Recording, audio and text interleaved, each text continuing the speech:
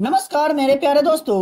तो आज के इस क्लास के वीडियो में हम लोग वैसे प्रश्न को देखने वाले हैं जो एसएससी के द्वारा एसएससी एमटीएस के एग्जाम में अब तक कई बार प्रश्न पूछे गए हैं। 2020 से लेकर के 2024 तक जो प्रश्न काफी बार एग्जाम में पूछे गए हैं उसको मैं आपको इस क्लास की वीडियो में 100% एक्यूरेट आंसर के साथ डिटेल्स में आपको बताने वाला हूँ, पढ़ाने वाला हूँ, क्योंकि यहाँ से प्रश्न आपको अपने एग्जाम में देखने को जरूर मिलेंगे। तो अगर आपका एग्जाम आने वाले शिफ्टों में, आने वाले तारीखों में, अगर किसी भी शिफ्ट में अगर आपका एग्जाम है तो आप इस वीडियो को पूरा जरूर देखिएगा। और तो बात करें पहला प्रश्न का, तो रिखम पारा डैश का पारंपरिक नृत्य है। यानी कहने का मतलब ये हुआ कि रिखम पारा जो है भारत के कौन से राज्य का पारंपरिक नृत्य है? तो अरुणाचल प्रदेश का पारंपरिक नृत्य है रिखम पारा, याद रखिएगा। और बात करें कुछ अधिक जानकारी की, तो निशी जनजाति का पारंपरिक नृत्य है रिखमपारा, ये भी आप याद रखेंगे। आपसे इस तरह से भी प्रश्न पूछा जा सकता है कि रिखमपारा नृत्य जो है कौन सी जनजाति के द्वारा मनाया जाता है? तो निशी जनजाति के द्वारा। आई होप कि आपको समझ में आ गया होगा। कौन सा नृत्य राजस्थान की भील जनजाति से संबंधित है? तो घूमर या गंगजोड़ जो है ये सभी नृत्य जो है राजस्थान के भील जनजाति द्वारा मनाया जाता है, याद रखेंगे। नृत्य से रिलेटेड प्रश्न तो हर शिफ्ट में पूछे ही गए हैं और आने वाले शिफ्टों में भी पूछा जाएगा ही, तो याद रखिएगा। कोलडीहवा नामक पूर्व ऐतिहासिक स्थल की अगर बात करें तो ये किस राज्य में स्थित है? तो ये भारत के उत्तर प्रदेश राज्य में स्थित है कोलडीहवा नामक पूर्व ऐतिहासिक स्थल, याद रखिएगा। मेरे प्यारे दोस्तों, चैनल पर पहली बार आए हैं तो वीडियो को लाइक करके चैनल को सब्सक्राइब करके बेल आइकन को प्रेस जरूर कर लीजिएगा, क्योंकि यहाँ आपको बहुत ही ज्यादा महत्वपूर्ण प्रश्न बताए जाते हैं, पढ़ाए जाते हैं, और यहाँ से प्रश्न आपको अपने एग्जाम में देखने को 110% देखने को मिलेंगे। तो आप हमसे जुड़ के रहें और अपने एग्जाम की तैयारी को बेहतर बना करके अपने एग्जाम में सफलता हासिल करें। दूसरे प्रश्न की अगर बात करें तो दिल्ली में कुतुब मीनार के पास लौह स्तंभ किसके द्वारा बनवाया गया था? बहुत ही अच्छा प्रश्न है, काफी बार पूछा जा चुका है, तो याद रखेंगे। चंद्रगुप्त द्वितीय के द्वारा दिल्ली में कुतुब मीनार के पास लौह स्तंभ बनवाया गया था, याद रखेंगे। बात करिए दूसरे प्रश्न का, तो गजनी का सुल्तान महमूद किस चोल राजा का समकालीन था? गजनी का सुल्तान महमूद किस चोल राजा का समकालीन था? तो राजेंद्र प्रथम का समकालीन था, सही जवाब हो जाएगा।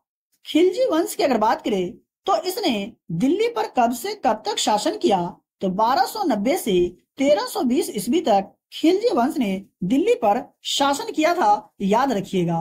कुछ अधिक जानने की कोशिश करें हम लोग, तो खिलजी राजवंश जो है दिल्ली सल्तनत का दूसरा शासक परिवार था, ये भी आप याद रखेंगे, एग्जाम में प्रश्न पूछ लिया जाता है।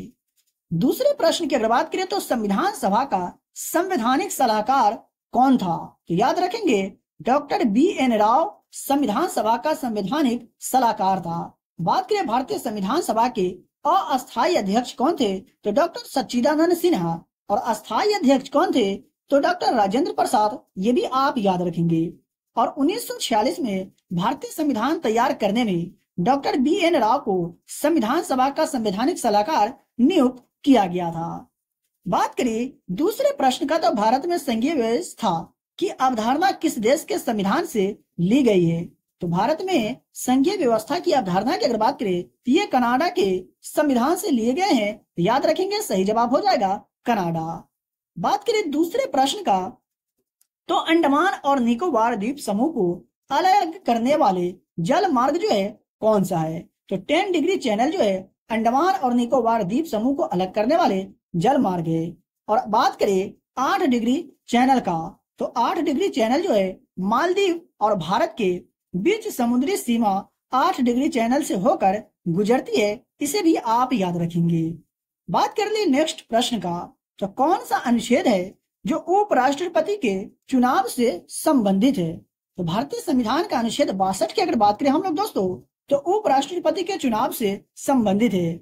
और बात करें कुछ और अधिक जानने की कोशिश करें हम लोग, तो भारत के संविधान के अनुच्छेद 66 के अनुसार उपराष्ट्रपति का चुनाव संसद के दोनों सदनों के सदस्यों से मिलकर बने निर्वाचक मंडल के सदस्यों द्वारा अनुपातिक प्रतिनिधित्व प्रणाली के अनुसार एकल संक्रमणीय मत के माध्यम से किया जाता है, याद रखेंगे। बात करें नेक्स्ट प्रश्न का, तो विश्व की सबसे बड़ी ताजे पानी की झील जो है कौन सी है? तो सुपीरियर झील की अगर बात करें दोस्तों, तो यह जो है विश्व की सबसे बड़ी ताजे पानी की झील है।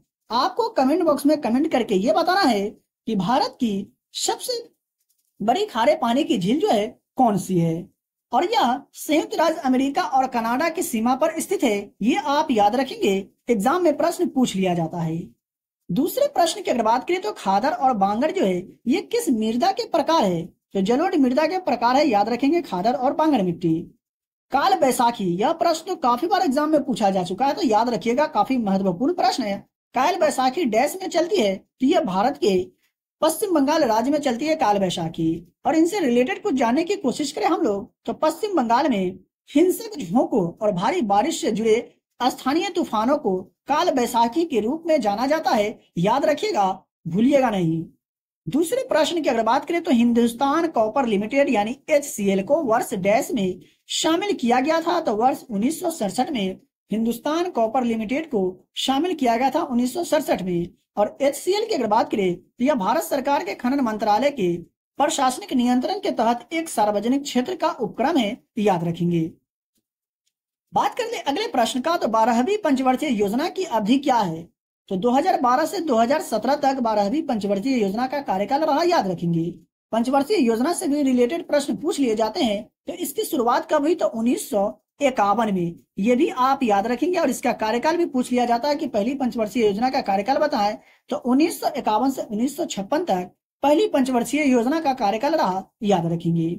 अगले प्रश्न की अगर बात करें तो 1930 में सीवी रमन ने डैश के लिए नोबेल पुरस्कार जीता था? तो किसके लिए? तो भौतिक शास्त्र के लिए नोबेल पुरस्कार जीते थे सीवी रमन 1930 में। और एक्स्ट्रा जानने की अगर कोशिश करें तो सर चंद्रशेखर वेंकट रमन एक भारतीय भौतिक वैज्ञानिक थे, ये आप याद रखिएगा। बात कर ले अगले प्रश्न का, तो जंग का रासायनिक सूत्र क्या होता है?